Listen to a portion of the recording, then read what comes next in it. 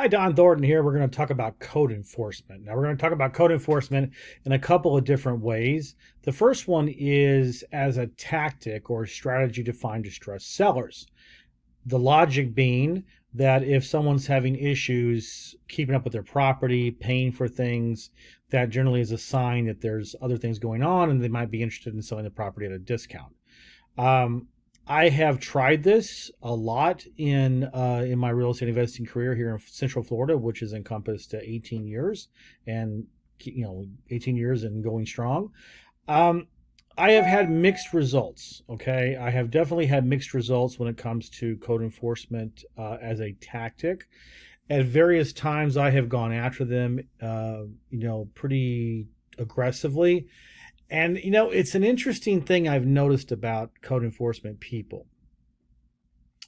A lot of them, it's almost like it's a well, how can I put this? It's almost like a screw the government, the government, the government type thing. I can't speak with a southern accent anymore. I used to, but not anymore.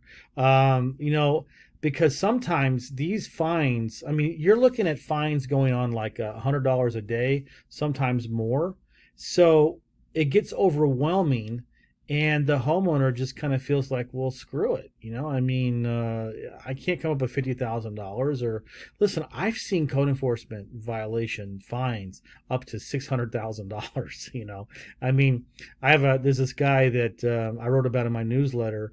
We called him Pigman because he had all these pigs, and the county had been trying for years and years and years to get him to get rid of those pigs, and he wouldn't do it. I mean, the pigs were his life, you know.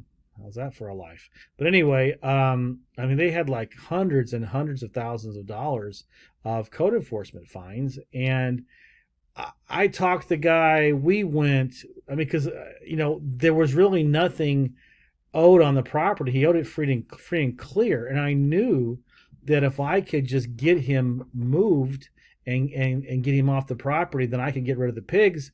I could bring the property into compliance, and then the county would waive most of the fines and just basically just give me like maybe a certain percentage and administrative costs. So I knew that it would have been a huge moneymaker to do so. But man, that guy would not let go of his pigs, And so his attitude was, I'm staying here. They can fine me until it's $10 million. I ain't leaving. And we actually worked it out to where he could have gone somewhere else. We found a place for him where he could have had like, I don't know, 20, 30 pigs. And he said no, because he had like 100 pigs at least. I mean, he was really into those pigs. So, yeah, I mean, that was an issue. It's off the top of my head, I don't know if I've ever found or I've ever got one to work from just a going after, getting a list from the county, contacting people and offering to buy their house.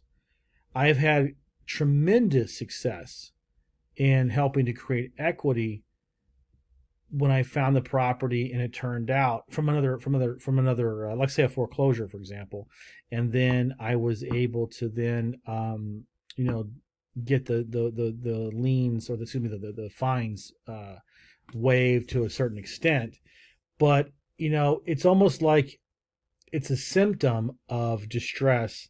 But in my experience, and I can only talk about myself, in my experience, it seems like that it's not enough to make them want to walk away from their property.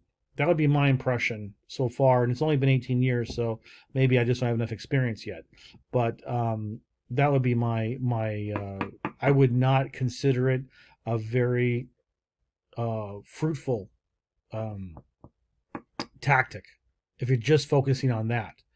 Now, the other side of the coin is that a lot of people, a lot of buyers, a lot of people in general are freaked out about all these code enforcement fines. They don't realize is that the county wants these things to go away. They know that a buyer is not going to come in there and pay $100,000 worth of code enforcement fines. It's not going to happen. They are willing to waive the majority of the fees. Usually it's like 10%. They'll take a 10% payment, some for, as an admin fee or whatever. But the problem is that you have to go and take title of the property, you have to close on it, or you have to go in beforehand and you have to fix the problem. And then you can go in front of them and petition them to give you relief from the fines. And like I said, typically it's like 10%, and then you're good to go. So all those fines just disappear except for the 10%. And in some counties it's 5%, 3%, or whatever. The problem with a lot of investors and buyers in general is that you can tell them till they're blue in the face, till you're blue in the face, and they won't believe you, or they're still afraid. So when we're talking about properties where I have exit strategies in my short sale business, for example, where I don't want to go in and purchase the property and do all that work and so forth. So the real estate agent tries to find a buyer at the bank's price, and they it's sometimes a challenge to help them understand that actually this is a very good opportunity for them to get